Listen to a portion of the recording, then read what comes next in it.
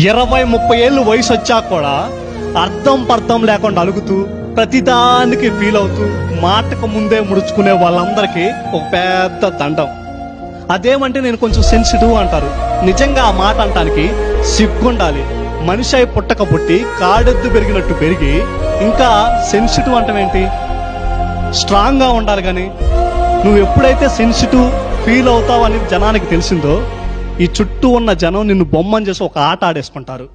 ఎవడో దారిని పోయే దానయ్య ఒక మాట అంటే దాన్ని పట్టుకొని ప్రతిరోజు సాగతీయటం ఏంటి?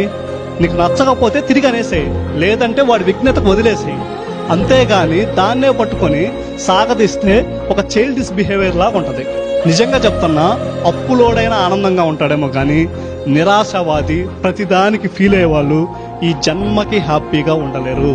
కాబట్టి always strong and always be happy.